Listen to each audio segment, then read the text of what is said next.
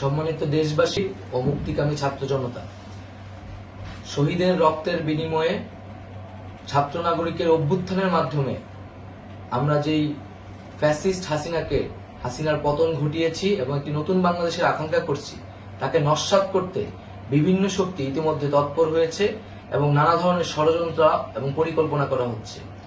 আমরা মুক্তিকামী ছাত্র জনতার পক্ষ থেকে স্পষ্টভাবে বলতে চাচ্ছি যে এই বাংলাদেশকে ফ্যাসিবাদী রেজিম থেকে মুক্ত করার জন্য এবং একটি নতুন বাংলাদেশ, জনগণের বাংলাদেশ প্রতিষ্ঠার জন্য সকল ধরনের ষড়যন্ত্রকে নস্যাৎ করার জন্য, প্রতিহত করার জন্য বাংলাদেশের ছাত্র জনতা কিন্তু সদা প্রস্তুত রয়েছে।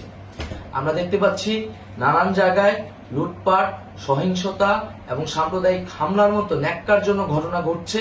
আমরা এর তীব্র নিন্দা জানাচ্ছি এবং আমরা মুক্তিকামী ছাত্র জনতার প্রতি আহ্বান জানাচ্ছি যে এই ধরনের ঘটনাকে প্রতিহত করার জন্য আমাদেরকে প্রস্তুত থাকতে হবে, আমাদেরকে দায়িত্ব নিতে হবে।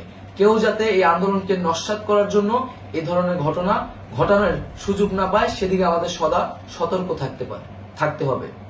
আমরা আরো দেখতে পাচ্ছি যে রাষ্ট্রপতি গতকাল বলেছিলেন যে অনতিবিলম্বে তিনি জাতীয় সংসদ বিলুপ্ত করবেন, কিন্তু আমরা এখনো দেখছি যে একটি অভ্যুত্থানের পরেও এই ফ্যাসিস্ট হাসিনার জাতীয় সংসদ রয়ে গেছে।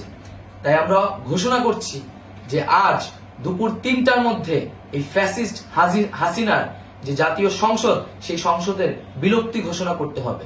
যদি আজ বিকাল ৩টার মধ্যে এই জাতীয় সংসদের বিলুপ্তির ঘোষণা না আসে, তবে আমরা কঠোর কর্মসূচি দিতে বাধ্য থাকব।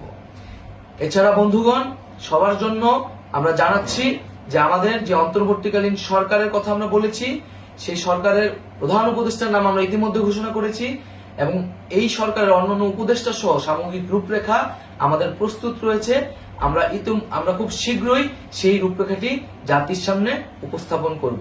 আমরা বাংলাদেশে স্থিতিশীলতা চাচ্ছি, সমাজে ন্যায় বিচার চাচ্ছি, সেজন্য কার্যকর পদক্ষেপ নিতে হবে এবং তার প্রথম পদক্ষেপটি হতে হবে এই জাতীয় সংসদ ভেঙে দেওয়া।